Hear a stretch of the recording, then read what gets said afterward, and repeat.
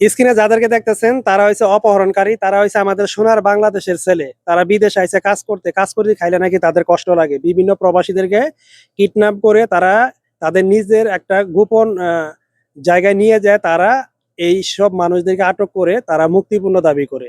এই বাংলাদেশি প্রবাসীকে পাশবিক নির্যাতন করার পরও তার কাছ থেকে প্রায় 5 থেকে 6 লক্ষ টাকা হাতায় নিচ্ছে। নেয়ার পরে ইস্তারার যে ভাড়া 4 দিনের, লাস্ট পর্যন্ত ইস্তারা 4 দিনের ভাড়ার জন্য 2300 টাকা দাবি করছে, দিতে পারেন। এখানে তারা অমানসিক ভাবে ওনাকে নির্যাতন করছে। তো গোপন সংবাদে যখন এই জিনিসটা জানাজানি হয় তখন কিন্তু আমাদের প্রবাসী ভাইয়েরা এই অপরাধীদেরকে হাতে নাতে ধরে এবং এই প্রবাসী বাংলাদেশিকে উদ্ধার করে। তো আমি বাংলাদেশ এম্বাসি, যারা আপনারা কাজ করেন, আপনারা কি আঙ্গুল চুষেন? এই যে বাংলাদেশি লোকেরা এইভাবে অন্যায় করতেছে, এইভাবে অপহরণ করতেছে, আপনারা কেন এটা ব্যবস্থা নেন না?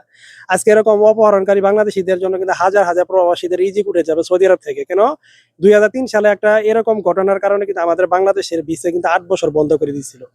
তা আমি সকল প্রবাসী ভাইদেরকে দৃষ্টি আকর্ষণ করব, এই অপরাধীদেরকে আপনারা চিনে রাখেন। একটার বাড়ি বামনবাড়িয়া, একটার বাড়ি কুমিল্লা, একজনের বাড়ি হচ্ছে নরসিংদী, আরেকজনের বাড়ি হচ্ছে মানিকগঞ্জ।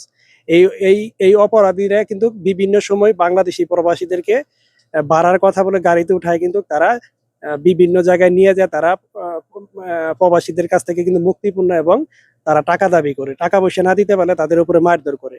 তো আশা করি যারা ভিডিওটি দেখবেন, সত্য ঘটনা আপনাদের মাঝে তুলে দিলাম, ভিডিওটি শেয়ার করে মানুষকে দেখার সুযোগ করে দিবেন।